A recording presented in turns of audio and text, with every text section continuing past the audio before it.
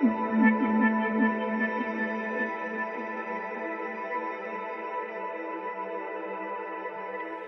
everyone, thank you for tuning in. Today I'm very privileged and very honored to have a dear friend, Judy Griffin from New York, here online on Skype to interview and chat a little bit about her story and her life and her book as well, to inspire you, help inspire you.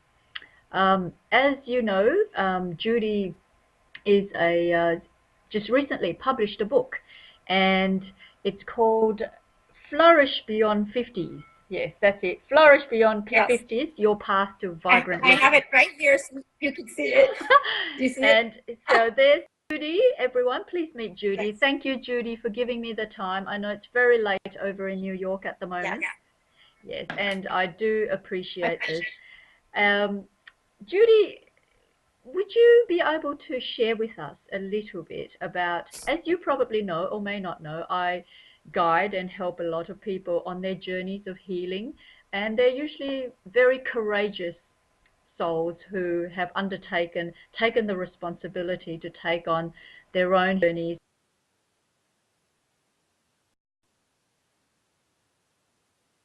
I believe. And so if you can share with us your story, a little bit how you came to living such a vibrant life with such passion through your work and your life.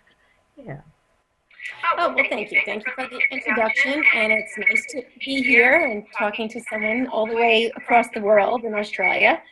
Yeah, so my journey, I was kind of just living an everyday life. I always was cared about health and wellness, and I was a mom raising young children.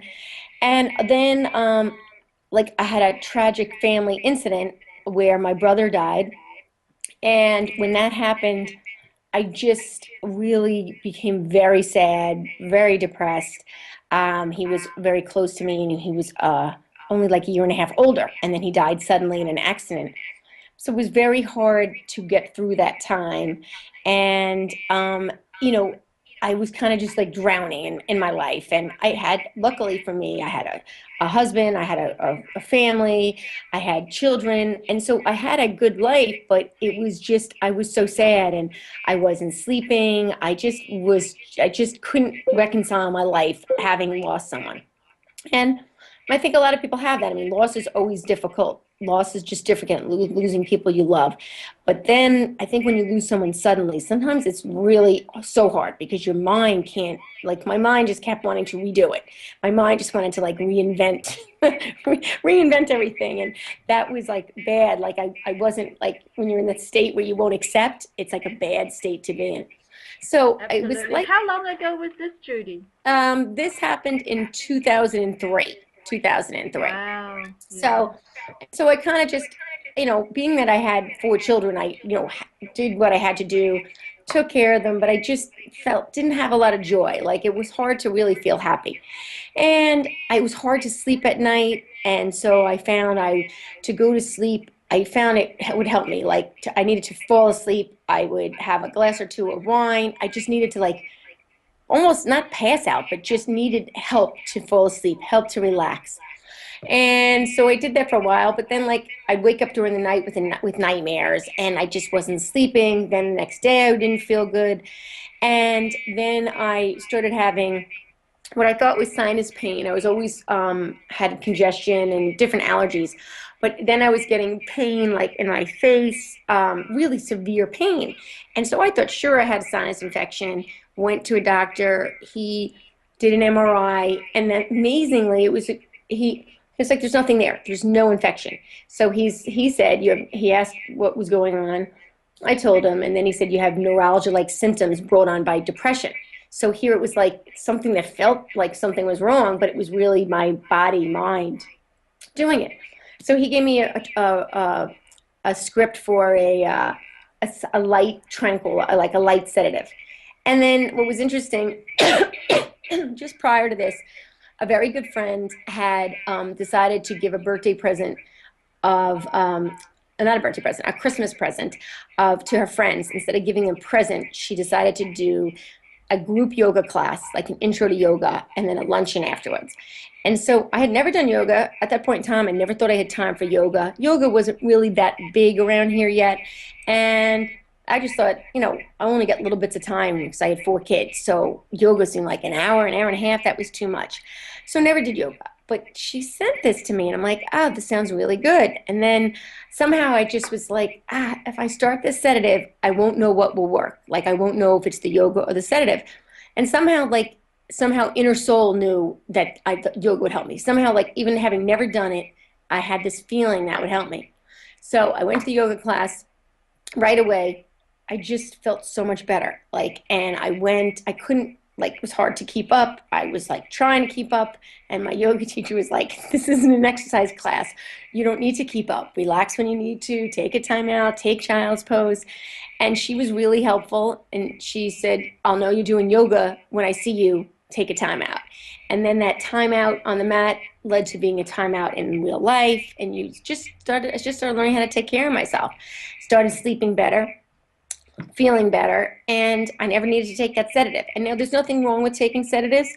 If you need to, that's fine. It's just that in my case, I had this feeling I didn't need it, and then I didn't want to have that and not know what could really help me. So for me, it was the yoga.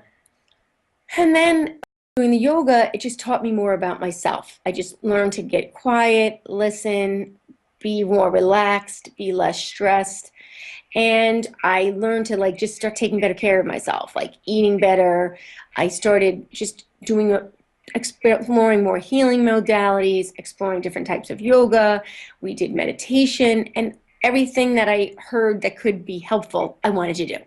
And so it was just a great way to I felt like I lost myself in this time period prior, but then I felt like I found a stronger me from that time. And it was just all about making that choice, one choice in a good direction. And the ripple effect of that choice brought me so many things. And then from that, I started getting this neuromuscular body massage, which your body holds anger, sadness, grief, emotions. And because of this yoga class, she did a retreat. Then at the retreat, she had this person. So then I went to him, and then I probably saw him a lot, maybe 10 times that year or more, to help me work through that process. So then that was helpful. Then, the yoga class was doing a whole foods cleanse. I'm like, oh, I never did a cleanse before. Again, cleanses are big now, but 2003, they weren't that big. Did a cleanse. I felt so much better. I learned about foods that didn't agree with me. I felt so much more energized with fresh juice and all these things. So then from there, I started coaching cleanses. I started doing cleanses. And then from there, I got so inspired. I always liked food, liked cooking, but this inspired me more to learn about healthy eating, healthier cooking. And then I ended up going to the Institute for Integrative Nutrition, and then becoming a health and wellness coach, and really just finding my way back to a healthier me where I could flourish, live vibrantly, really motivated me to help other people for whatever they're going through. Everyone goes through whatever they're going through in their life, but at some point, if you just can help someone, encourage anyone to make a choice in just one positive thing, that's what I hope to do with people. Oh, that's so beautiful. Thank you for sharing that. Gee, that's quite a journey. Yeah. I mean, it was, leading to the questions I was going to ask you later, because really, yeah, there's so much there that you went through with yoga, with your health foods, and it clearly shows it's healing. It was a whole journey of healing for you, and healing at every level of you, from the emotional, you had to release, you had to go through your grieving. But yeah, yoga is such a holistic, embodies everything, doesn't it? It brings your mind and your emotions and your body all into and helps you with releases. Yeah, and then it's so beautiful to hear how it led you from your own healing and then into your studies, and then now helping others. It's just magnificent. Yeah. Judy, so with your journey that you've come from then, what do you think is the key to healing and health? Probably the prime thing for people to take note. I know you mentioned before choices. making that choice. Yeah. Have that courage to make the choice, yeah? But are there Yeah. other things that you like to share that you think is quite key? Yeah. Yeah. Like, I think a big thing is getting quiet, listening to yourself, like feeling your feelings, and letting yourself feel the feelings. And because when you feel the feelings, if you're sad, get the sadness out, get the whatever madness out, get that frustration out, because then you can get better. But sometimes I think we go through various situations and we hold everything in, and then people don't know what you're going through, then people can't support you, and you're kind of like you're not living the truth. Like, if you're not living the truth, you're not gonna, it's hard. You can fake things for a while, but you can't continue, bottling up feelings. And I think that's a big thing. It's just knowing your feelings, getting clear on your feelings, and you know, whether it's yoga or whatever it might be, giving yourself time, like giving yourself time where you go out for a walk, like really focusing on deeply nourishing yourself, in nourishing your body, mind, soul, like really taking time to take care of you. I think so much of the time women are pulled in many directions, whether if they have a family, if they're caretaking for someone in their family, or even if they have a job where a lot of women have jobs where they have very much a giving job, and women can easily get caught up in who they're serving, but forget themselves. And I think that's a big key in healing, is to really focus on yourself, and to know it's not selfish, because when you focus on yourself and help yourself, you help everyone around you. And like in my case, if I stayed as I wasn't going to be as good a mother or wife to my family. And so that made that big difference, where you like really nourishing yourself, and taking care of yourself, and giving yourself time. Like, I often was in yoga class during this time period, and I would just, like, uncontrolled, like, I wouldn't plan on it. I would just start crying. Like, I would just have tears come out, because in the yoga and the movement and the meditation and the music, it was helping heal my body and myself. So that was really so helpful to do that. But sometimes we don't give ourselves time, so we're like running all about and doing what we do. And I'm someone who does like to keep busy. I sometimes have way too much on my plate, do too much, and I don't give myself time. So I feel like it's so important every so often, even if you're busy, leading a busy life, to take a time out, take a nap, take a bath. And one of the things I used to laugh at about yoga is, at the end of yoga, there's Shavasana, where you sit quietly and just lay in a relaxed state. When I first started, I hated that part. I absolutely hated it. I like almost couldn't sit still. And I used to like sit still for a while, and I close my eyes closed, and I would imagine, like, what could I say to get out of this? Could I say I have to leave early? I just like didn't want to be there for that quiet, silent time. I was almost afraid of the silence. And like, because in my whole life, busy was always easier for me. Busy was easy, and being still and quiet, relaxed, that was the harder thing. And so anyway, in time, I learned to be still, and now, like, I still look forward to that. Like, I'll almost feel like going to yoga just for that time, because after all of that movement, meditation, it's so nice to sit there and let it soak into yourself. And I always love that feeling, because I went from hating that to really looking forward to it. And part of that was being more comfortable in myself, getting to know myself, getting in touch with me. Totally. And I think that's very helpful in Yeah. healing. No, totally true. Wise words. I can truly understand what you're saying, because yes, it is, and that's why, yeah, a big part of a lot of the work that I do with people too are, processing your emotions, like you said, not denying them, not suppressing, because you have to. They leave a mark, and if they're not, Yeah. if you don't experience it, you don't release it, you don't process it, it stays in your body, doesn't it? Yeah. Yeah. And that, Yeah. like you said, it's only when you're still that the mind bombards you and your body feels it, Right. all surges up. So yeah, Yeah. that's the natural way of doing it, instead of suppressing it with a pill or alcohol to numb it. I mean, I used to do that. I used to numb it all with alcohol so I don't feel it. But eventually the lid will be taken off and it will explode. Yeah. Truly, Right. I'm sorry for what you had to what you had to go through with the loss of your brother. It would have been so tragic when I read about that. And I know you said before you have a supportive family, and was that where Yeah. you drew a lot of your strength from? I mean, did you find you also had a lot inside you that was there, that sometimes it takes us to reach the bottom before we can finally draw on that strength?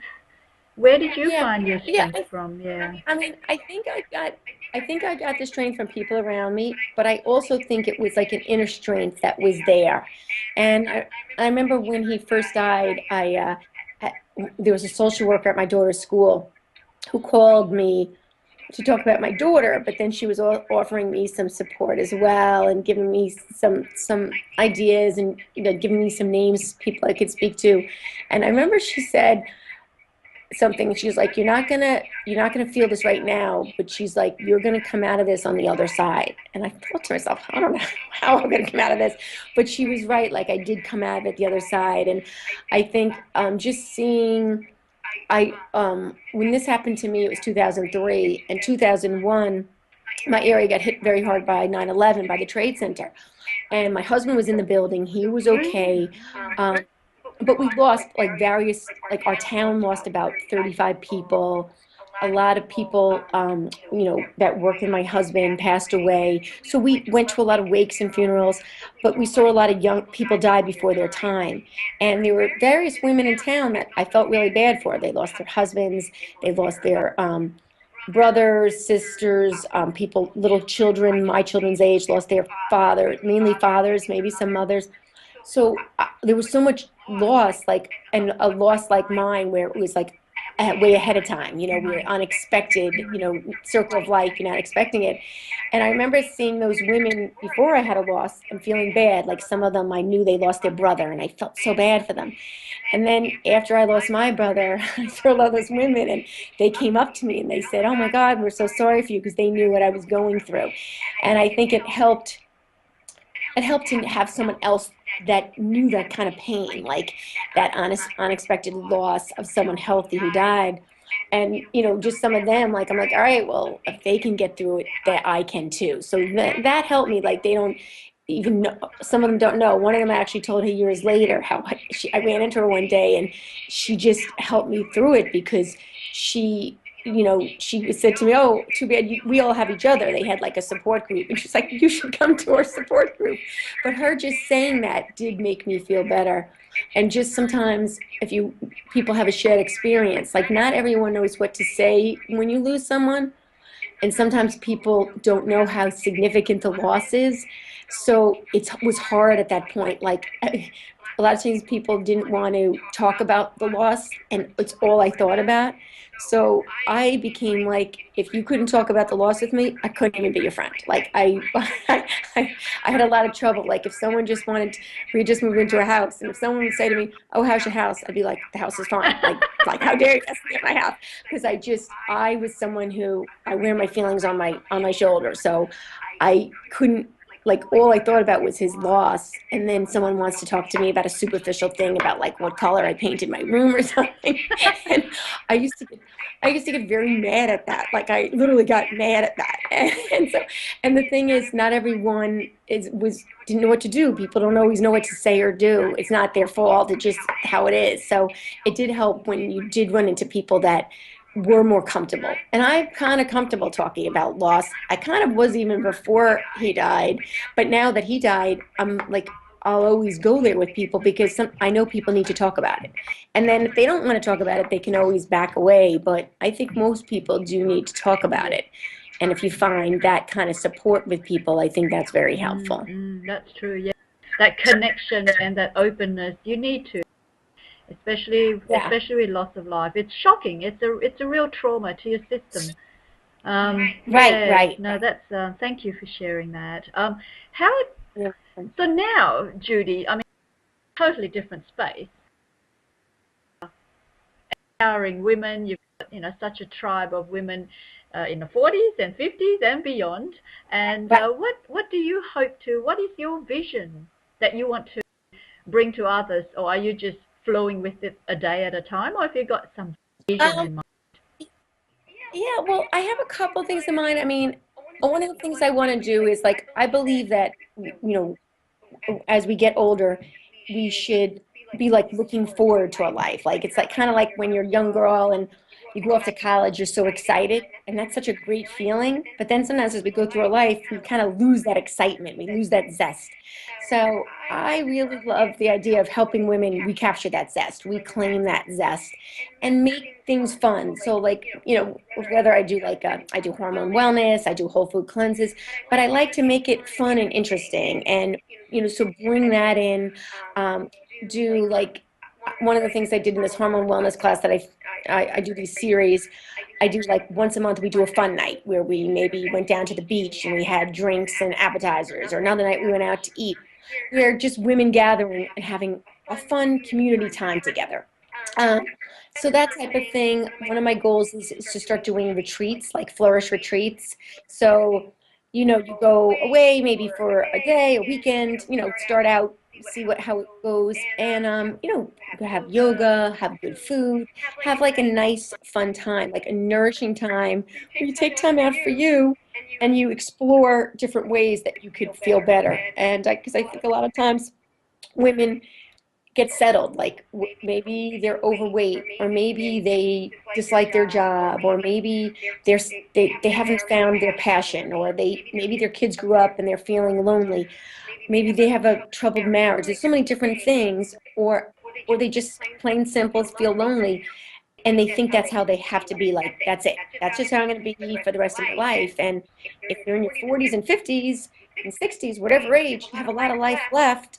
And so it's about helping women embrace whatever it might be, helping them explore how they could live happier and enhance their lives. Fabulous. So that's fabulous. Find ways to help that. Yeah. That's fabulous. I do know a lot of people who are like that, and people I work with, friends who, yes, it can get very miserable once they start entering into a certain number, and your head affect your body, but you need a community of vibrant energy. Just do, okay, some things you might not be able to do that you used to do, or you might also change preferences, but then it's fantastic. I wish I lived in New York. I love to be a part. That would be. Can you? Yes, you could help. You could help me. You could be one of the retreat presenters. So one day I'll get to New York. I'll definitely get to New York for a visit. That would be excellent. Yeah. But I think that's the key. I mean, I think there's so many things women can do, like to change it up, and they don't have to, it doesn't have to be however you're feeling today, doesn't have to be it. And even if you're sick, even if you're like, you have some disease or something, there's still something you may be able to do to turn that around and live in a better way, or like sometimes someone, I'm too old to do that. And maybe there's some things that, you're not going to do. Like I could never learn to do a cartwheel. So I'm okay with that, and I don't need to learn how to do a cartwheel. I'm okay with that, but I'm not too old to do a cartwheel. I couldn't do a cartwheel when I was 5. So, but I think sometimes people are like, oh, I'm too old to do that. Like, you're not too old. Like, I hate that expression, because you're not too old to do that. Just are choosing not to do it, but you're not too old to do it. And I think a lot of times women think I'm too old, or I have to feel like this because I'm old. You don't have to be getting sick or getting disease because you're old. Like, I hate that. Like, I want to encourage women to not give in to that idea. Like that, okay, you're in your 50s now, so now your health's going to go downhill because you're in your 50s, because your health could keep going uphill, And certainly there's some things we can't avoid, things happen, sicknesses happen, but we don't have to anticipate it. We don't have to wait for it and think about it. We can focus on other things. Yeah, totally. And sometimes we can totally cure it as well. I mean, many have. Mm-hmm. You have, I have, and there's lots of us, right. And move on to, I think I'm today in a better place than I ever have been in my past, in my younger life, really. Yeah. Right. Yeah. Anyway. And that's what was so interesting in your story, where you have, wrote in one of the chapters in the book, you shared your story, and you have a really amazing story. So your story is a story of strength, triumph, perseverance, and someone reading that can be like, oh, all right, look at her, look at what she did, and look at where she is now. And I think that's an important feature for women, like in the book I wrote, but also in like doing retreats and working with women in communities. we all can learn from each other. You know, we all don't have the same experiences, but when we see someone else's experience and see how they came through it, we're like, all right, I could take that. I could take some of that and use it for myself. Yeah. So I think we can all learn so much from each other And in the community of. and it just make us wiser, stronger, and Yes. yeah, more vibrant along the way. No, I just think that it. Life is a journey, isn't it? I mean, that's why we're Yes. here. Yeah, we're not here to lie on a bed of roses and then grow, not grow or learn anything at all. Right. Judy, I was wondering if you would be able to share a wisdom with the audience for them to take away with them. You know, what is a wisdom that you like them to take away with them? I know you've touched on a lot of them. Yes. What's something I'd like them to take away? I think is something nice to think about is when, like, wherever you're at, you know, sometimes we forget to have fun, we forget to play, we forget to like really laugh and enjoy ourselves. And if you enjoy yourself every day, if you find something to laugh about, that just makes you feel younger. It fills up your fountain of youth, you know? And so we often look outside ourselves. You know, you can get lotions, people do plastic surgery. There's all these things you can do on the outside to look better. And certainly some of those are fine and, you know, great oils and moisturizers and all those things are great. But I think if you fill your fountain of youth inside you, if you find things that you enjoy, people you with, good friends, good experiences, hobbies, all those things fill you up. And I think it's looking for those things to fill you up that brings the real beauty. And one thing is, a lot of times it's the things we did when we were little, like when we never even thought about it, what we loved to do when we were little. Like maybe we loved to bike ride, maybe we loved to jump rope, maybe we loved to paint, write stories, cook. If you do those things when you get older, if you remember them, then you feel that joy. Like I think that joy of like that child's joy makes you feel really good. Like when I was little, I always loved to cook. I used to love to bake and cook. And I teach cooking classes now. So that brings me joy. When I'm doing it, I feel good. Um, I always loved to teach. My cousin and I used to set up all our dolls and we used to like set up school with them and we do these big like school days. And I still love to do that. I like to teach groups of people. And I used to love to write stories when I was little. I like to do that now. I always love to swim in the ocean, still love that. So sometimes it's like those things that you did when you were little that you weren't even thinking about. When you do them when you're older, like they'll make you feel good. And I think if you're feeling down or depressed or like maybe tired in your life, just think of something you did when you were little that brought you joy. And that may be just the ticket to get you back into feeling happier and, you know, finding ways to laugh and have a good time again. Yeah.